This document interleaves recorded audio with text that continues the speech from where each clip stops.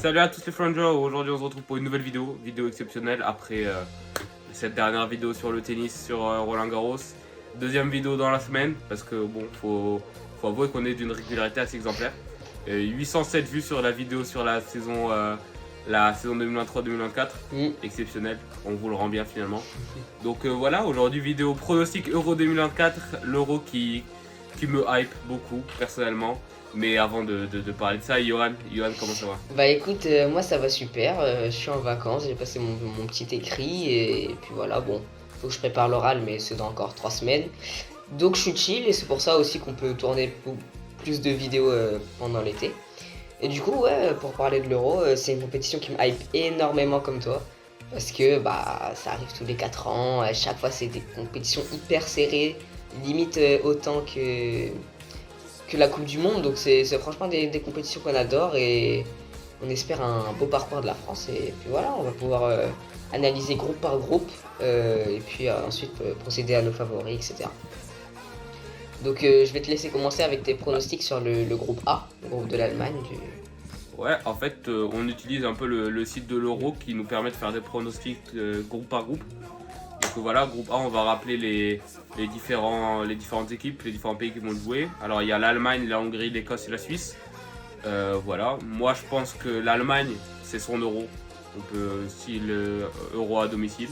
C'est une équipe qui arrive avec une force d'attaque, une force offensive assez exceptionnelle avec Wirtz, avec Gundogan, et puis, non pas Gundogan, pardon, Jamal Musiala, mais aussi cette force offensive qui peut être contrôlée par des milieux expérimentés comme Gundogan et Toni Kroos.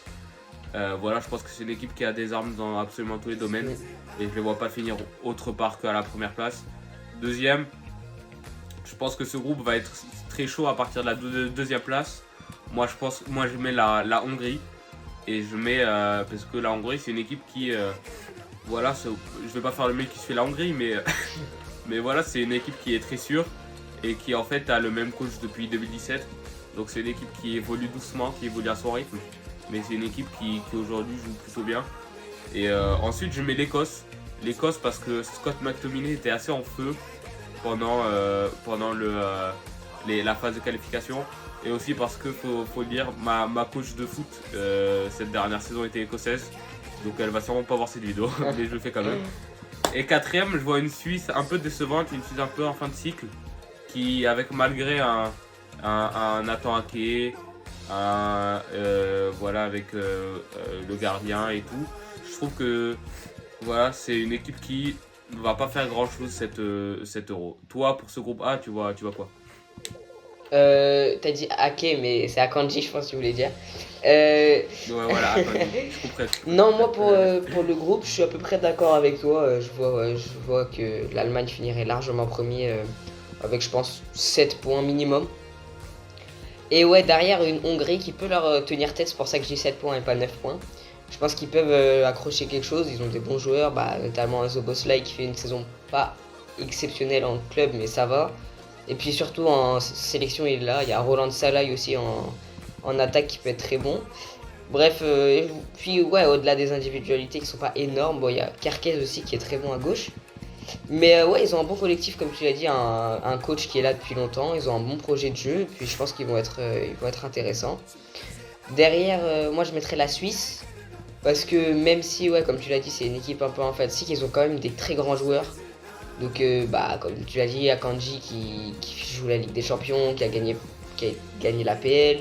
T'as Grégoire Kobel qui a joué la finale de la Ligue des Champions, qui a fait une très belle finale, le gardien de Dortmund. Donc franchement, t'as des bons joueurs. T'as Granit Xhaka aussi qui a fait une super saison avec Leverkusen. Du coup, je pense que, ouais, comparé à la Hongrie qui a pas des individualités très fortes, eux, ils ont peut-être un collectif un peu en dessous, mais des individualités qui vont leur permettre, selon moi, de sortir du groupe en finissant, ouais, du coup, meilleur troisième, quoi. Et malheureusement pour l'Écosse, je les mettrais en dernière place.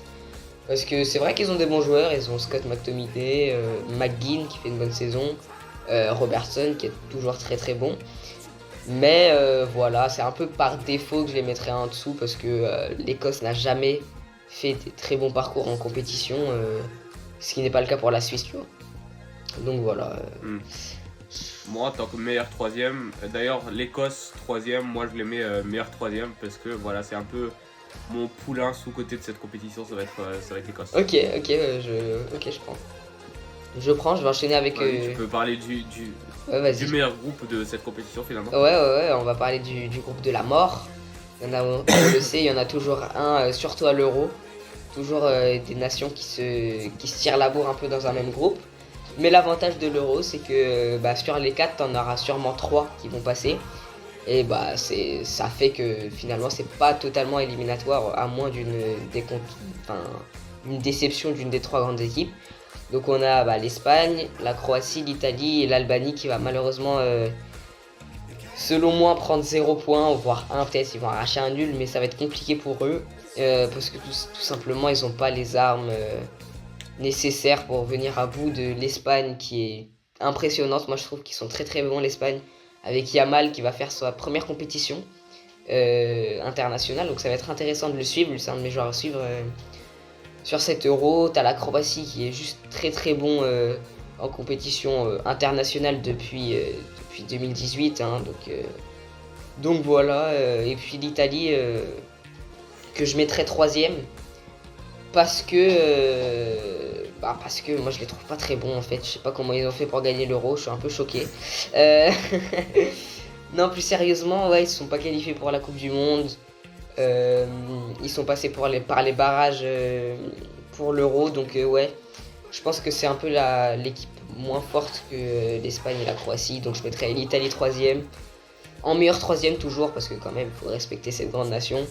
Je pense qu'ils pourront faire une victoire contre un des deux, peut-être avoir 4 points, 3 points, ça c'est sûr, mais 4 points, je sais pas.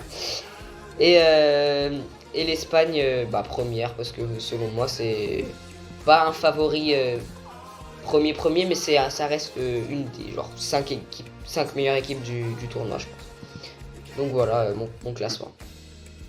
Et toi? Bon, honnêtement, donc moi j'ai exactement le même classement que toi. Je Mhm. pense que Espagne premier, Croatie deuxième, Italie troisième et Albanie quatrième, c'est pas prendre beaucoup de risques. Voilà, moi l'Espagne c'est une équipe que je connais assez bien parce que la Liga c'est un championnat que je sais assez bien et que la plupart des joueurs qui vont évoluer, la plupart des titulaires, à part certains comme Rodri, etc., ils jouent en Liga. Je pense, comme tu l'as dit, que Lamine Yamal, avec cette première compétition internationale, on rappelle qu'il va fêter ses 17 ans pendant la compétition. Oui. Il me semble que c'est début juillet, son anniversaire, ou mi-juin, mais bref, en tout cas, il aura 17 ans pendant la compétition. Et je pense qu'il va changer beaucoup de choses sur cette Espagne. Une Espagne qui était un peu terne, qui était un peu monotone, surtout quand on revient à la Coupe du Monde 2022, cette élimination contre le Maroc. Avec 80% de possession, mais on se rappelle avec très peu d'attaques, très peu de tentatives. Et au final, je pense qu'avec Lamine Yamal sur le côté, mais aussi avec Nico Williams sur l'autre, je pense que ça va être des idées de percussion qui vont beaucoup changer à la manière de jouer de cette Espagne qui va garder la possession parce que ça reste l'Espagne. Mhm. Mais voilà, je trouve que cette Espagne pour moi est un de mes favoris. Ensuite, derrière, il y a la Croatie qui en fait est un pays absolument exceptionnel de football. Ses derniers résultats en Coupe du Monde parlent pour eux. Voilà, je pense que deuxième et qui a très très chaud avec l'Espagne. Troisième Italie, comme tu l'as dit, très grande nation. Moi je les mets meilleurs troisième aussi, je pense qu'ils vont se qualifier quand même pour les phases finales. Et bon, Albanie, moi je ne les vois pas prendre de points honnêtement. Et c'est dommage parce que il y avait un live de quelqu'un qui regardait le tirage au sort de l'Euro.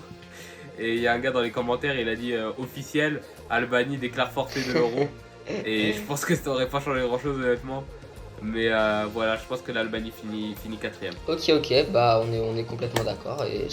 Bah vas-y, continue sur le groupe C. Ouais, et je peux passer sur le groupe C. Groupe C où l'Angleterre, selon moi, un groupe assez abordable, assez facile. Je pense qu'ils vont finir premier avec. Moi, je dis, pour me mouiller, je dis 9 points. Je pense qu'ils vont faire le 3 victoires sur 3 matchs. Ils vont battre le Danemark, ils vont battre la Serbie, ils vont battre la Slovénie, je pense, sans trop de difficulté. Je vois le Danemark deuxième. Parce que même si c'est un Danemark plus ou moins essoufflé, surtout quand on voit leur Coupe du Monde 2022 où ils perdent contre l'Australie, où ils n'arrivent même pas à se qualifier dans un groupe avec Australie, Tunisie. pense que c'est quand même une équipe qui sait se relever, qui a des joueurs talentueux avec voilà, Højlund, Eriksen, Christensen, voilà des joueurs qui sont très bons, très bonnes individualités. Et puis je pense que c'est des joueurs qui peuvent jouer ensemble plutôt bien. Donc je les vois quand même finir deuxième. Ensuite, Serbie et Slovénie, malgré la enfin, honnêtement, la Coupe du Monde 2022 de la Serbie, j'ai plutôt bien aimé. Les matchs, voilà. Et bon, après, c'est dans le même groupe que le Brésil, mais moi, j'ai bien aimé un peu comment ils jouaient. Donc, je les mets troisième. Je sais pas si je les mets meilleurs troisième, mais voilà, je pense pas qu'ils peuvent faire quelque chose vraiment d'assez important contre une Serbie et une Slovénie. Et bah voilà, la Slovénie, je les mets quatrième parce que je pense que c'est l'équipe dans ce groupe qui a le moins de munitions pour atteindre les autres. Ouais, moi grosso modo je suis d'accord avec toi, je vois l'Angleterre première, bon t'as dit 9 points, peut-être que elle pourrait se faire accrocher par le Danemark, hein. On sait qu'en 90 minutes tout est possible entre deux équipes d'un certain niveau, donc ouais je pense qu'ils finiront avec 7 points minimum, ils finiront premier, ensuite ouais le Danemark comme toi finira deuxième avec plus de 4 points je pense qu'on peut tabler sur un 6 points un minimum, mais bon 4 points en tout cas. Puis ensuite, ouais, j'aurais mis la Serbie et la Slovénie en 3 et 4, mais bah, l'or m'importerait peu parce que je pense qu'ils finiront dans tous les cas. Il n'y aura pas de meilleur troisième dans cette poule, donc voilà, on est assez d'accord sur cette. Bah vas-y, je vais attaquer le groupe D, le groupe de la France, notre pays national, qui est très relevé. Moi, c'est un des groupes qui avec le groupe B me fait le plus envie au niveau des matchs. On a la France, les Pays-Bas, l'Autriche et la Pologne. Donc bah moi, même pas par chauvinisme, juste si je regarde l'effectif et le niveau affiché par les équipes, je mettrais la France en premier. Ensuite viendraient les Pays-Bas, parce que les Pays-Bas, même si depuis quelques années c'est un peu en bout de cycle, je dirais, depuis 2014, où il y avait leur victoire contre l'Espagne, là, le 5-1. C'était un très beau match, mais voilà, depuis ce moment-là, on retrouve plus les mêmes Pays-Bas que pendant la Coupe du Monde 2010, la Coupe du Monde 2014. Donc ouais, c'est un peu compliqué pour eux, mais je pense quand même qu'ils vont réussir à sortir du groupe assez, enfin pas facilement parce que on va y revenir, mais on a des très bonnes équipes dans ce groupe, avec notamment l'Autriche qui est sur 7 matchs sans défaite de rang là en ce moment, ce qui est un peu impressionnant, surtout quand tu regardes l'effectif de l'Autriche qui n'est pas non plus exceptionnel quoi. T'as Baumgartner, Schlager, Sabitzer, tu vois, c'est pas des joueurs incroyables. On sait qu'en plus Alaba est forfait. Donc ouais, je trouve que c'est une bonne équipe qui va pour moi finir troisième. Et meilleur troisième, j'espère pour eux, parce que je trouve que c'est une bonne équipe. Et ouais, malheureusement pour la Pologne, je les mettrais quatrième. Et bah, c'est un peu dommage parce que la Pologne, ils ont des bons joueurs. Ils ont notamment Lewandowski qui aurait quasiment mérité un ballon d'or, tu vois. Szczęsny qui est un très bon gardien. Frankowski, très bon joueur à Lens, tu vois. Donc des bonnes individualités. Et je pense que dans quasiment n'importe quel groupe, ils seraient passés, tu vois. Mais malheureusement, pour moi, pas dans celui-là. C'est un peu trop relevé, je pense. Mais après, avec eux, c'est pas comme l'Albanie, tu vois. On n'est pas à l'abri d'une bonne surprise. Donc, ce serait mon classement pour ce groupe. Et toi, qu'est-ce que t'en penses? Bah, ça va être le premier groupe où on n'est pas d'accord. Parce que moi, je vois la Pologne troisième et meilleur troisième. Parce que, en fait, mentalement, comme on l'a vu avec l'Argentine en 2022, quand un grand joueur annonce voilà, que c'est sa dernière compétition internationale, je pense que là, Lewandowski ne jouera pas la Coupe du Monde 2026. Je pense qu'il est dans ses dernières années en professionnel. Je pense que ça peut galvaniser un effectif. Et certes, un effectif qui, bon, individuellement, certes, il y a du talent, mais c'est pas la meilleure équipe de l'Euro, loin de là. Mais je pense que cette équipe, avec un Lewandowski qui performe, et avec bien sûr Szczęsny, comme tu l'as dit, qui est un très bon gardien derrière pour garder un peu la défense. Je pense que c'est une équipe qui peut faire troisième et qui peut faire meilleur troisième. Et je pense que le match Pays-Bas-Pologne, ça va être un super match à voir. Et ça va être une confrontation qui va être plutôt intéressante. Et je pense que ça va être les pronostiqueurs vont avoir du mal à dessiner le vainqueur de cette confrontation. Mhm. Je peux passer au groupe E. Ouais. Groupe E, Slovénie, Ukraine, Roumanie, Belgique. Pour moi, la Belgique finit premier sans trop de surprise. C'est une équipe qui, malgré la fin du cycle de la génération dorée, voilà, peut compter quand même sur certains vétérans, dont De Bruyne. Certes, Courtois n'est pas sélectionné de ce que j'ai entendu. Ça, je pense que c'est dommage, parce que même Ancelotti lui a fait confiance dès son retour de blessure pour jouer une finale de Ligue des Champions. Je pense que le sélectionner pour l'Euro, ça aurait été plutôt une bonne décision. Maintenant, je comprends pas pourquoi il n'est pas là. Ensuite, en deuxième, je mets l'Ukraine. L'Ukraine d'un Mikhailo Mudryk qui a fait une plutôt bonne saison dans un Chelsea assez médiocre. Et qui a réussi à mener un peu son pays à travers les barrages et à l'amener à l'Euro. Ensuite, Slovaquie et Roumanie, honnêtement, comme tu l'as dit tout à l'heure pour le groupe précédent, je pense que tu peux intervertir les places. Je pense pas que ça a été d'importance que ça, vu que je pense pas qu'un meilleur troisième sortira de ce groupe. Ouais, juste pour revenir sur le truc de Courtois, je suis assez d'accord avec toi. En fait, c'est un peu flou la communication de la Belgique sur ce sujet. Je crois que c'était un accord commun parce que Courtois il a des mauvaises relations avec le sélectionneur. Et puis on sait que, bon, avec Kevin De Bruyne c'est un peu compliqué. Mais ouais, donc je crois que Courtois n'était pas très très chaud pour faire l'Euro. Donc c'est pour ça qu'il n'a pas été sélectionné. Mais ouais, je trouve ça aussi dommage. Maintenant, moi j'ai envie de faire mon premier pronostic, mon seul d'ailleurs, un peu couillu de cette phase de poule. Ce serait l'Ukraine en premier. L'Ukraine que j'aime beaucoup, que j'affectionne surtout grâce à un joueur, Mikhailo Mudryk, que j'aime beaucoup à Chelsea, même si il fait pas les stats et le jeu qu'on attendrait d'un joueur qu'on a payé aussi cher. Moi je l'aime beaucoup, j'aime bien son style de jeu, j'aime bien sa mentalité. Je pense qu'il pourra vraiment devenir très fort par le futur. Et typiquement, une compétition internationale de ce niveau-là, ce serait clairement l'occasion pour lui de lancer sa carrière pleinement. C'est pour ça que je vois une très très très bonne phase de poule de leur part. Bien que la Belgique est favori de ce groupe, je les vois finir premier avec un Soudakov aussi, qui joue au Shakhtar Donetsk, qui est très très très bon. C'est le joueur le plus utilisé par le sélectionneur de l'Ukraine sur toutes les éliminatoires depuis. Et donc ouais, je trouve qu'ils ont des très bonnes individualités avec Zinchenko aussi qui est très bon, etc. Les gardiens, d'ailleurs on sait même pas qui jouera titulaire en finale, à l'Euro. Parce que t'as Lunin qui fait une super saison au Real. Puis de l'autre côté t'as Trubin qui est gardien titulaire de Benfica, donc tu sais pas trop qui aligner.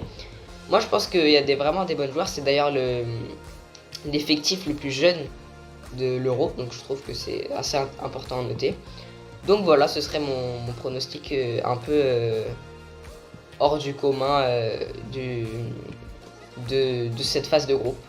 Donc voilà, je les verrai devant la Belgique, qui a un très bon effectif, la Belgique, je dis pas le contraire. Mais qui voilà, sur les dernières compétitions, notamment à la Coupe du Monde, nous a un peu déçus. Donc voilà, je pense qu'ils finiront deuxième. Et pareil que toi, ouais, je vois pas la Roumanie qui fait des très bons éliminatoires. Ils ont 22 points, ils finissent devant la Suisse, très très bonne série d'éliminatoires. Mais ouais, je pense pas qu'ils aient les armes pour sortir de ce groupe, et c'est pareil pour la Slovaquie. Et enfin, du coup, on va pouvoir parler du groupe F. Ouais, du coup, pour parler du groupe du Portugal, je pense que ça va aller assez rapidement parce que, en vrai, ouais, comme je l'ai dit, je pense qu'ils vont finir avec 9 points. Je vois pas trop de concurrence dans ce groupe, même si à une époque, je pense que la Turquie aurait pu leur poser problème. La Turquie n'est plus ce qu'elle était, malheureusement. C'est pour ça que je mettrais la Tchéquie en deuxième position. La République tchèque emmené par un Patrick Schick qui a fait une très bonne saison.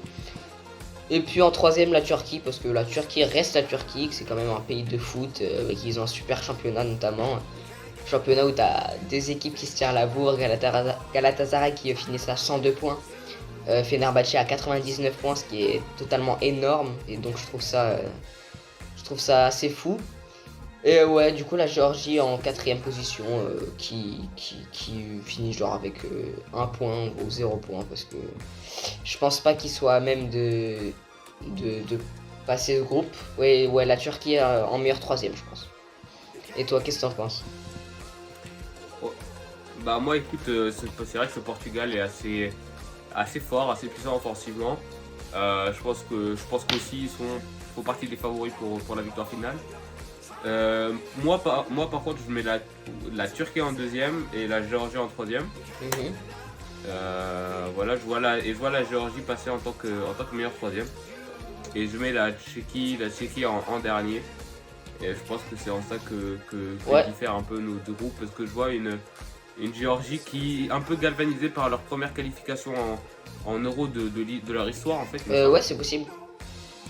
Euh, ouais, voilà. Je pense qu'avec un Kucha Kvaratskhelia, avec Mamardashvili qui est un super gardien de Liga cette saison, je les vois bien faire meilleur troisième pour leur première participation. Mhm. Ce serait une, Mhm. une plutôt belle histoire. Ça Bon, s'entend. il me semble que ton téléphone il a plus beaucoup de batterie, donc on va Ouais. conclure. Ouais, Tu peux bah conclure. écoutez, moi j'ai passé du bon temps à parler de cette phase de groupe. Une fois que les phases de groupe sont finies, on parlera un peu enfin, on reviendra sur nos pronostics. Et puis on parlera un peu à partir des quarts de finale, quoi. Et du coup, bah voilà, n'hésitez pas à mettre un petit like, à vous abonner, à activer la cloche. On va sortir beaucoup de vidéos pendant l'Euro, je l'espère. Et voilà, on se dit à la prochaine pour une nouvelle vidéo. Tchuss!